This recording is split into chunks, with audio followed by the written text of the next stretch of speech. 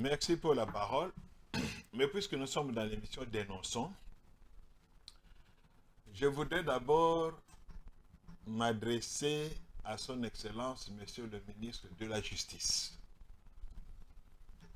Excellence, Monsieur le ministre, je ne sais pas, je vous ai vu quelquefois débarquer à la prison centrale de Makala, mais il y a certaines réalités que vous ne connaissez pas. Hier, jeudi 29 janvier 2026, je me suis retrouvé à la prison centrale pour une audience. Nous nous sommes retrouvés dans la salle d'audience avec le tribunal. J'avais une affaire qui devait passer devant le tribunal de paix de Kinshasa Lemba, en forêt à Makala. Mais lorsqu'il a commencé à pleuvoir, nous étions dans la salle d'audience. Monsieur le ministre, c'est comme si nous étions à l'extérieur, à l'air libre. Il y a eu, je ne peux même pas parler de suintement, mais là, il y avait la pluie dans la salle d'audience.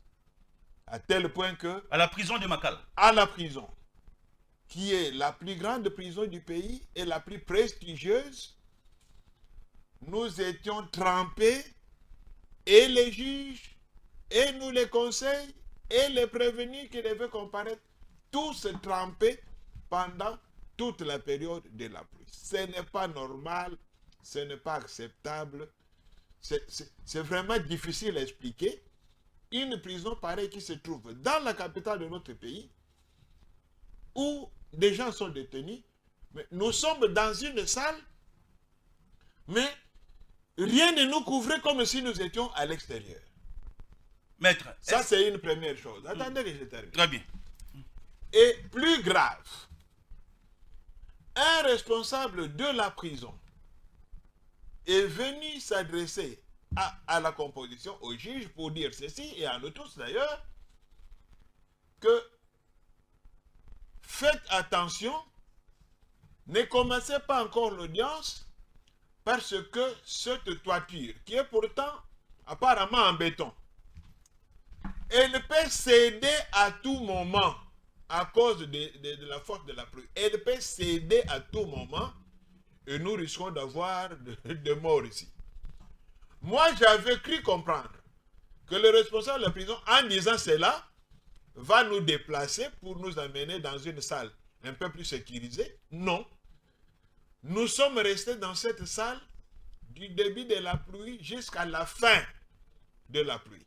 Nous étions dans cette salle, que le responsable de la prison connaisse que ce plafond-là en béton peut s'écrouler à tout moment, mais on a gardé des citoyens congolais dans cette salle-là, en nous disant seulement que ça pouvait s'écrouler à tout moment, mais sans prendre les dispositions pour nous évacuer de cette salle.